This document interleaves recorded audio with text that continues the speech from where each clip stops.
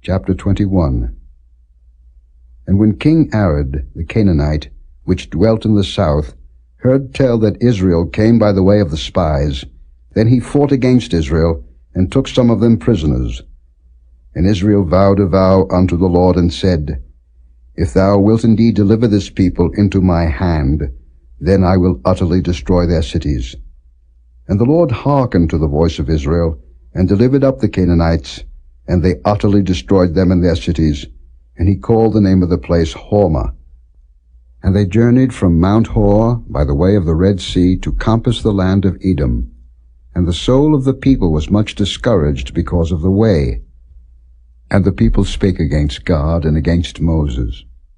Wherefore have ye brought us up out of Egypt to die in the wilderness? For there is no bread, neither is there any water, and our soul loatheth this light bread.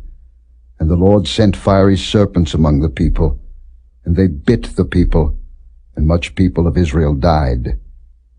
Therefore the people came to Moses and said, We have sinned, for we have spoken against the Lord, and against thee. Pray unto the Lord, that he take away the serpents from us. And Moses prayed for the people. And the Lord said unto Moses, Make thee a fiery serpent, and set it upon a pole, and it shall come to pass that every one that is bitten, when he looketh upon it, shall live.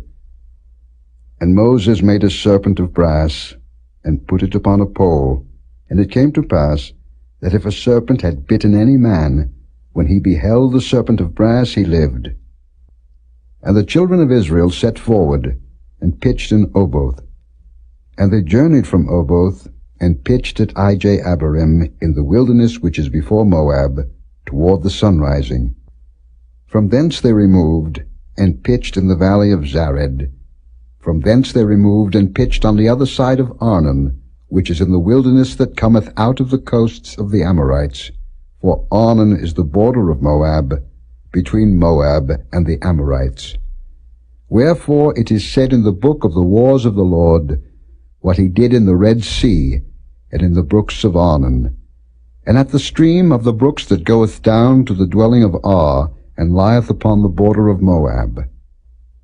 And from thence they went to Beer, that is the well whereof the Lord spake unto Moses, Gather the people together, and I will give them water.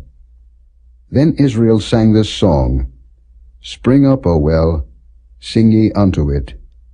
The princes digged the well, the nobles of the people digged it, by the direction of the lawgiver with their staves.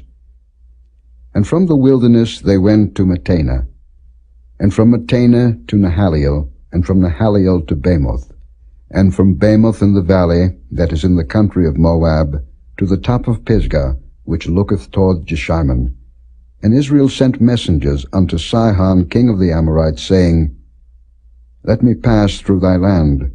We will not turn into the fields or into the vineyards. We will not drink of the waters of the well, but we will go along by the king's highway until we be past thy borders. And Sihon would not suffer Israel to pass through his border, but Sihon gathered all his people together, and went out against Israel into the wilderness, and he came to Jahaz, and fought against Israel.